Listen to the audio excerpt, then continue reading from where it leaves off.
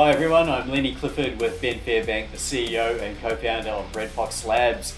Welcome to the weekly AMA everybody. It's going to be a monster week at RedFOX Labs and for you guys in the community. So how are you feeling, Benny? Tired, but excited for sure. You? I'm doing good, and the market's a bit down at the moment, but Metaverse tokens are holding up pretty well. Do you think we could see an extended market cycle? And as adoption picks up, how do you see Metaverse tokens holding when the market does go into a bear cycle? Yeah, it's interesting. I don't know. I think that what's going to happen next is that people are going to sort of, you'll see the Metaverse narrative start to take hold a little bit more. Obviously, it looks like Bitcoin's having a bit of a pullback so it can take a run up and get over those walls. But ultimately, Metaverse will keep going through this cycle, and then people are going to turn around and say, but Metaverse what? Obviously, it's going to take a long time to build out the Metaverses, so what's going to be the driving force behind it? And I think for sure it's going to be gaming. And what will happen is as those games really take off, I think that they'll start to decouple a little bit from the rest of the crypto market. How much is anyone's guess, but I think once we go into a down market, if you've got the potential to earn money and earn rewards for playing games, I think that narrative will continue. So it'll be very interesting to see how much it decouples from the rest of the market. Yeah, okay, great. And let's catch up on the latest news for RedFOX Labs. And last week you covered off the Icon partnership, and that was received really well by the market. And you mentioned that this week will be huge for RedFOX Labs. So what can you share with us right now? All I can share is that there's a number of things coming, and it's a matter of timing, dates, which day. So we've got obviously the land sale, which has just been announced, which is great. We've also got a couple of very, very big pieces coming into the play as far as who is going to help us and who's going to build with us, and some of the types of people that we're attracting into the space now. So that's the really exciting part. As far as which dates they drop, that's a good guess. One of them's confirmed and locked in for a particular date, and the other one's going to be sometime in the next 4 or 5 days. Okay, so anticipation and speculations building out there. Could you be pulling off a move like Crypto.com? I see they have Matt Damon as their frontman now. Have you considered purchasing Ben Affleck? No, not there yet, mate. I don't really think about those guys too much. Just concentrated and focused on the building at the moment. And I think that obviously onboarding's a big focus for us. We've got the comms and the new website coming out at the end of this month, as well as also the game dropping at the end of this month. And the onboarding is something that we're focused on a lot because there's a need for that now. We have to bring a lot more people on and a lot faster than we would have thought. Okay, now let's look at the shop sale for the gaming quarter now. It's locked in for the 9th of December. And what did you learn from the last shop sale, and how would this one be different? I think we learned that a lot of people coming into the space and buying NFTs for the first time and bidding on the shops, especially at that type of price range, people weren't really ready to enter, buy RFOX, get ready for the land sale, and then not know how much they were holding. So we learned that the best route this time for mass adoption and for scale is to go in ETH. And the reason that we're doing that is not to take a step back on the adoption for RFOX, quite the opposite. I think it's going to bring more people into this community. But what we're going to do is just take the RFOX and then take the ETH and then purchase RFOX from the market. So it's going to work out well for holders as well, but we have to have that wider appeal. And the great part about it is we'll only be 2 quarters into a 4-quarter sale, so we've got plenty of time to then assess that data. And as everybody that follows us knows, we go on data. So this gives us the best chance to make the virtual space a bigger success.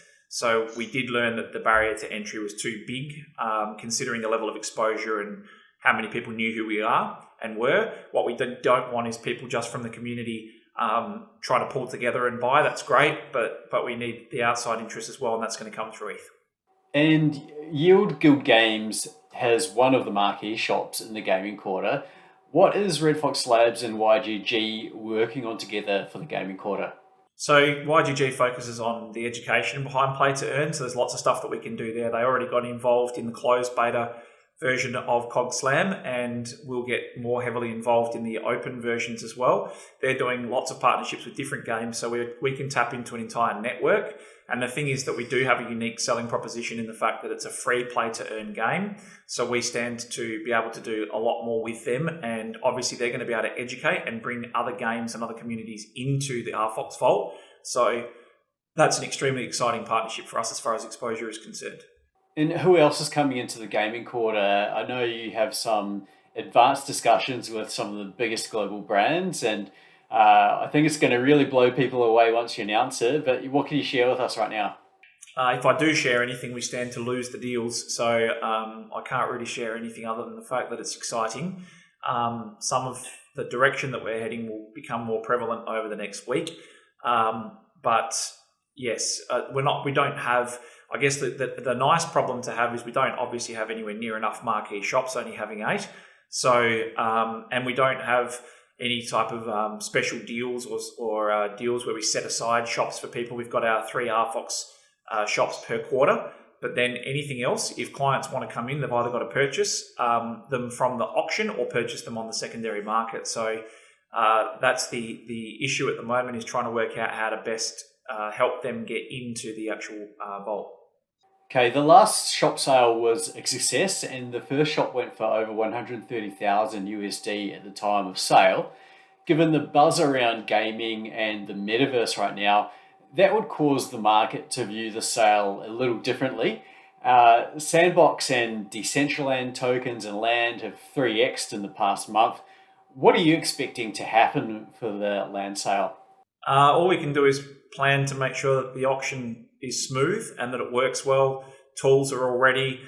We have the benefit and the luxury of knowing that we prepared everything for the last auction. So for us, it wasn't about how we go to market. It was about when we go to market. So we've been very careful this time in the timings and the rollouts.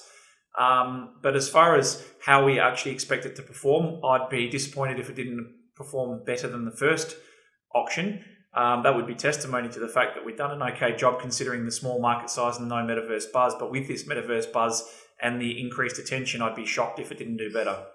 And for those who don't want to purchase a shop, something to keep in mind is that if you hold VFOX tokens, you can receive payments based on the land sales and the sales within the vault once it's operational. So Benny, can you share details on the VFOX token and its utility? Yeah, so basically VFOX acts as the reward token in the ecosystem, and essentially what happens is every time there's a transaction through the vault or using the tools, it's a 2% transaction fee, and 1%, so half of those transaction fees, go back to VFOX holders. So there is a distinct advantage to holding VFOX. Benny, you're paying a lot of attention to the NFT and fashion industry combining right now, and there'll be a lot of opportunities here for the vault and for various sectors to transform. How do you envision fashion entering the vault? And because it's e-commerce focus, this must be a perfect match, right? Don't really have to envisage it. We know how it's going to work. But effectively, I believe fully that you're going to see the next big brands. There's an article recently saying it'll be a $50 billion industry by 2030. I think that's FUD. I think what you'll find is that these luxury brands, and Artifact have sort of led the way with a metaverse wear. But what will happen is you're going to see that brands are going to be born out of the metaverse and then morph into the physical world, as opposed to physical brands coming into the metaverse space, which will happen for sure. And that's the first logical step. But what you're going to find is that the next wave of massive fashion brands will have been born in the metaverse. And we're going to do our darndest to make sure some of those are born with us. Okay, that's awesome, man. So you're expecting to see luxury brands to start, and then perhaps you might start seeing more everyday activewear or footwear, or would there be jandals available for New Zealanders? No. Maybe inflatable sheep, but no jandals. Okay. What other ecosystem updates can you share? Just all I can say is that things are tracking along the right way. Obviously, the visuals and the little sneak peek that we've given you for the gaming quarter is enough to tantalise and sort of get people's imaginations going. All I can say is that the ecosystem plan is coming together really well. A lot of people know that certain areas and elements were more progressed. Other areas we're still catching up. But the fact is that we're in a position for the first time in our history where a lot of our ducks are already in a row, and it's a matter of timing and getting the timing right. And now that we've got the new marketing machine on board and starting to ramp up, and that those guys fitting in very nicely, I'm very, very excited for the next few months. Okay, we'll leave it at that. So we're looking forward to these major announcements dropping. Thanks for tuning in, everyone. Thanks, Benny. Have a great week. Thanks, mate. Have a good one.